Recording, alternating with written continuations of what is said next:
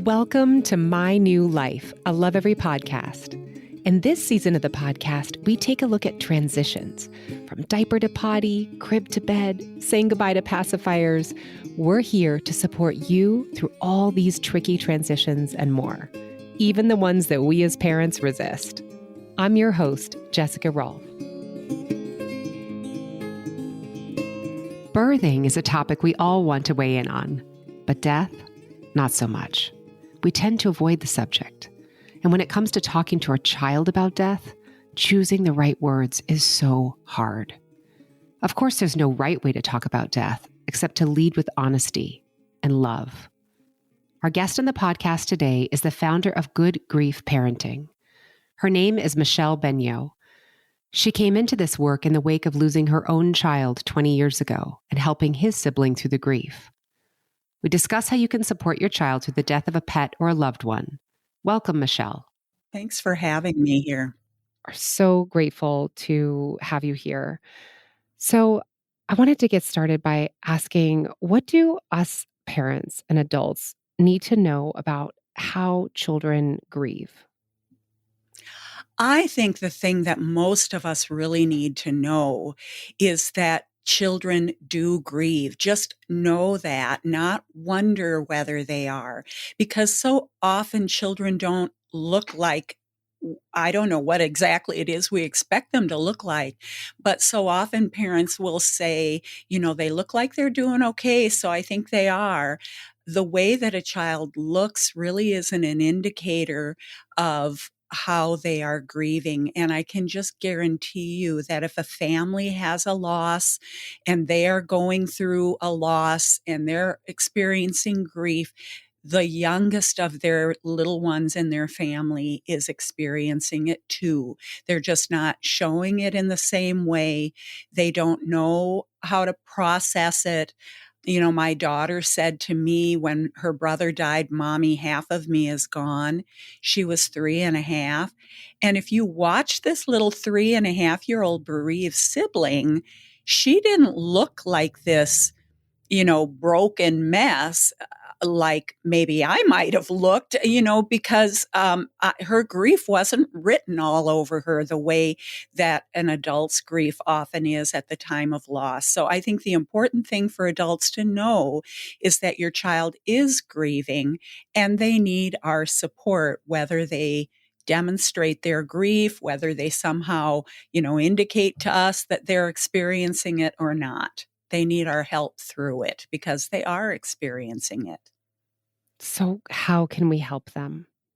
To be honest with children, to allow them to experience the truth of loss and grief to the extent that it, comes into their sphere, not protect them from it, not try to make them feel better, but to hold space for their emotions. Ashley Warner, whose episode was the most recent one published at the time that we're doing this interview, she was talking about separation anxiety and how important it is for adults to hold space for what the child is feeling.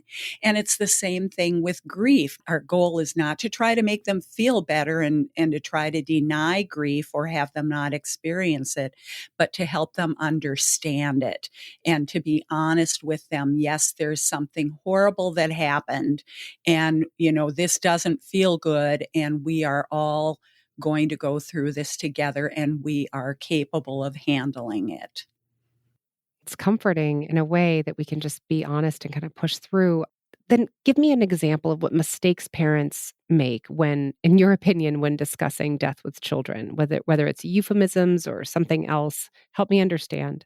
Well, the euphemisms are huge, and the idea that, that we'll try to distract children from it, which I already mentioned. Like if they're feeling sad, we'll say, "Oh, come on, let's go make a batch of your favorite cookies," or "Why don't you go play with so and so? You always have so much fun with them."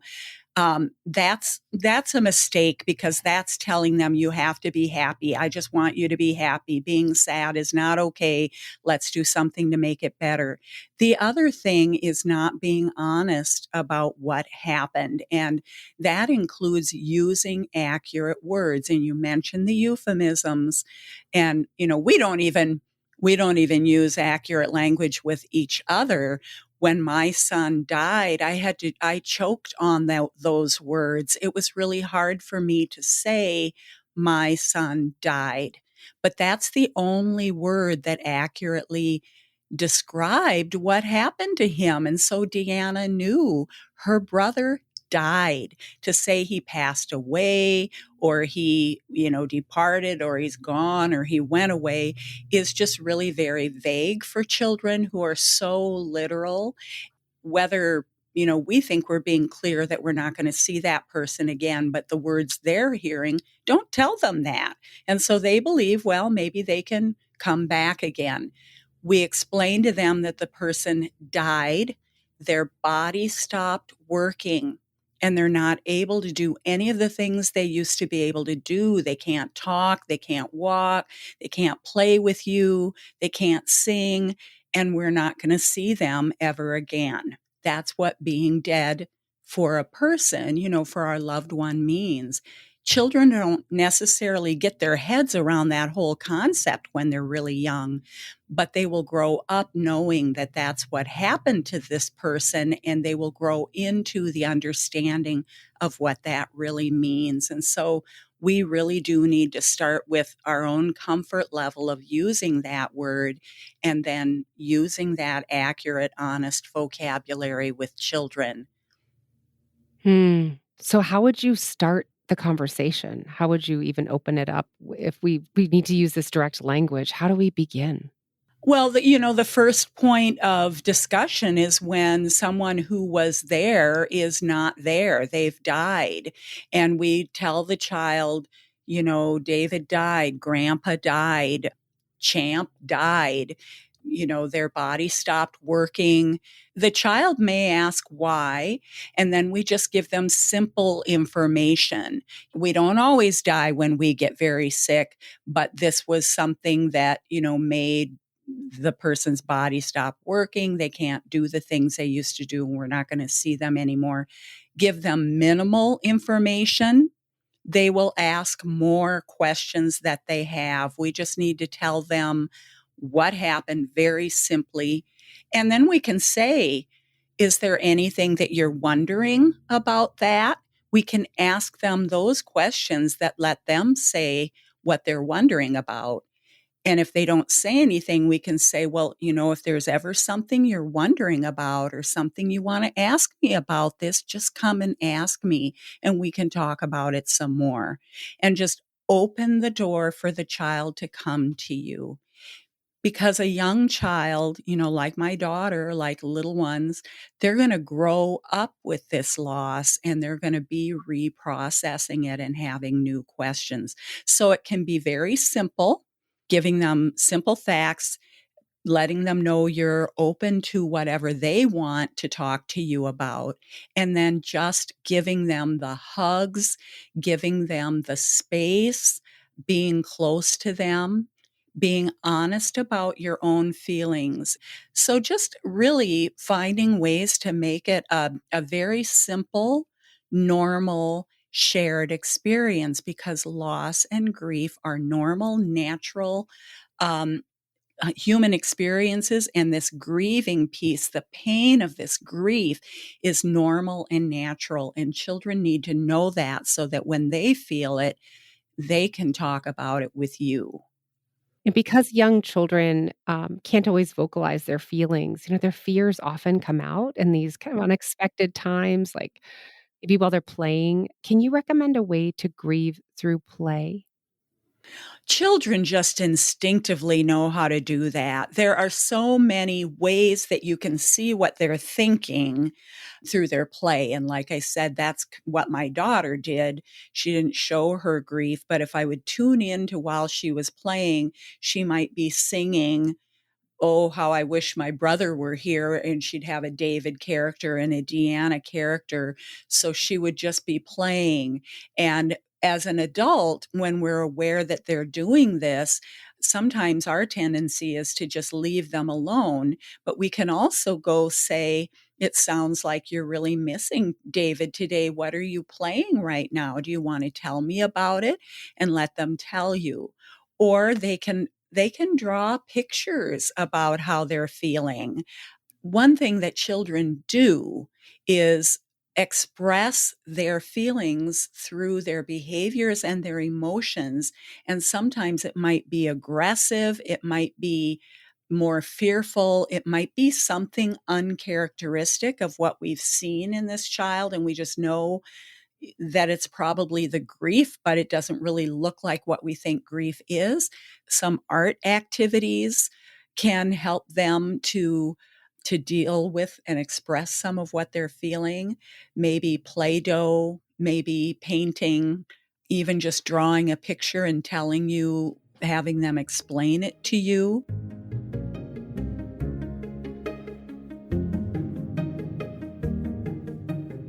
Did you know that 85% of your child's brain is developed by age 3? The Play Kits by Lovevery are an easy way to support your child's learning.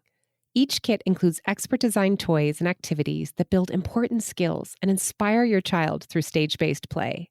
When you sign up for the Play Kits, we deliver a box to your home every 2 to 3 months that's matched to your child's age and what they're hungry to learn. Lovevery provides the map to help you confidently guide your child's learning. Unlock the joy of intentional play. I want to play this message from one of our members of our community. Hi, my question is, how do you answer, are grandma and grandpa going to die, followed by, are you and daddy going to die? I think it's a really tough question because I want to be honest, but I also don't want them to be fearful and have anxiety either. I remember having a lot of fear and anxiety as a kid when my mom answered that quite brutally, honestly. Thank you for offering this wonderful opportunity to get some ideas and answers, and I look forward to a reply. Mm-hmm. Yes. Oh, this is so hard, but I just really applaud this listener for saying, I want to be honest, because that is absolutely true. Do not tell your child, nope, we're not going to die. We're not going anywhere, because you cannot guarantee that. But what you can say is, everybody dies. It's part of our life. And someday we will die, but we hope not for a long, long time. And right now, we're all here together. We're all safe, and we're going to take care of you. What they're asking with that question really is, am I going to be okay? Are you going to be here to take care of me? And you can answer that question in the here and the now, without promising them that you're always going to be there, which you can't promise them. You can also say to them, I'm really glad you asked that question, because I know this has been a really hard time for all of us. And yes, someday I will die, but it probably won't be for a long time. And right now we're all here and we're all safe. Those kinds of responses that can just help the child feel secure in the moment. And when do children start to understand death, or this question does start to come up at some point? Help ground us in that. They're maybe going to start really understanding sort of what death is by the ages of 6 to 8. And then they're going to have more experiences in their life about things that have died. And that's one of the most useful things you can do as a parent, is point out to them, like if they're walking at the playground and they find a dead bird, or they find a dead baby bird that fell out of a nest, you can say, that bird died. Their body isn't working anymore. See how they're not moving anymore? Everything dies. There's a book called Lifetimes that is all about that message for young children that everything that lives will die. And children at a really young age can start to hear this and learn this because it's a fact of life. And so the 2-year-old or the 3-year-old or the 4-year-old, when you say everything that lives will die, they don't necessarily understand that, but you can in the moment, but you can keep giving them examples based on what they see in their lives and experiences you have with them in their lives, and just continue those teachable moments. And this may link to preparing a child for the death of a loved one, like an elderly grandparent is close to death. What should we do? How can we prepare the child for their passing? Mm-hmm. Well, I think, again, you can start preparing them for what the body is doing. You can tell them with an older person, that their body is getting tired and soon they're not going to be able to do the things they used to do. They're going to die. Their body won't work anymore. And we're going to be very, very sad. But we'll have so many good memories and ways to remember them, but we won't be able to see them anymore and we won't be able to play with them anymore. And when that happens, we're all going to be sad, but we're going to be okay. And the other thing that comes into this with all families, and I have a Christian upbringing, my belief is that I'm going to see my loved one again. I believe in my son going to heaven where I'm going to see him again. So, of course, I told my daughter this, and many families have these kinds of beliefs that also really bolster, the hopefulness of the situation. But again, we don't want to give too much detail because it can be really confusing for a child to think that their loved one has gone somewhere else where they're alive, because, that's the same thing really as not understanding quite what death is.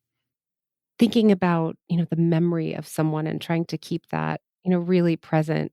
Let me play this message from one of our community members. Hi there. Sorry for the baby in the background in advance. I lost my dad when I was 6 weeks pregnant with my now son, and I recently lost my grandmother about 2 weeks ago, who was a huge part of my life as well as my dad. And I really want them to be a part of my son's life. Well, he's not a toddler just yet, as he's only 7 months. How do I incorporate them into his life as he gets older? And how do I explain to him that they're no longer here, but they love him very much? And it's important for me for them to be a part of his life. So, how do I go ahead and explain that to him? Thanks so much. Well, I love that you're asking this question. I love that you want to do this because this is such a gift for your child to have that legacy, to have that family continuity, to know that family loves you even when they're not with you. And I think when they don't know this person and they haven't lost this person's presence because they never had it, it's a matter of just really sharing with him, your memories of them. Grandma's favorite cookie recipe. My dad and I used to play this game, and now I'm playing this game with you. When I was pregnant with you, my dad was so excited that you were coming. I mean, obviously, a 7-month-old isn't going to understand this, but you can start these stories with the 7-month-old, even though they don't understand all of the concepts and all of the information. The stories can start now, and just tell them stories, show him pictures, and just let those people be a living presence in his life. And by sharing what they meant to you and all that they gave to you, that just really gives him a legacy that he can carry on. You're establishing traditions, and you're establishing an extended family that just embraces him and loves him and contributes to who he's going to be and to who you are as his mom. So again, as I say, I'm just so glad that you're doing this because it really is a gift for him to have this extent of family, even though he'll never speak to them. Yeah, it is such a wonderful question, and what a great answer. Thank you for that. I want to talk about death of a beloved pet. It can be so traumatic and so hard for the child to go through both the process of death with a pet and then also the grieving process. Do you have any suggestions specific to death of a pet that parents might be able to take home with them? I think the most important thing is that you really need to honor your child's grief. And if it's a beloved family pet, you're going to be grieving too. And so then I just go back to the idea of not protecting your child from it, being really open about how sad you are all about this. And then when a pet dies, it's really a wonderful opportunity for a child to have a hand in how you commemorate and celebrate that death and the rituals that you might do when you bury the pet or put the pet to sleep. For the child to be able to participate in that, when they're a toddler age or older, in particular, that's not a bad thing for them. Again, one thing that I say is that childhood is the best time to learn about loss and grief.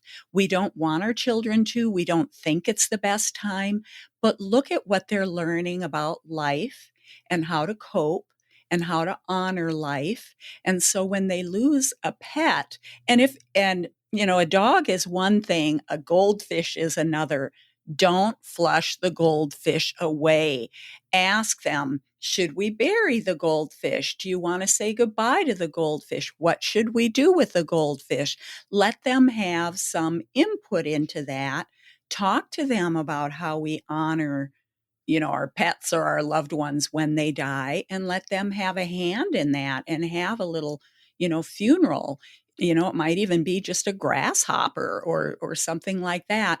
Honor that loss and that grief and use that as a teachable moment to help them understand that all things die. And when they do, we're going to miss them.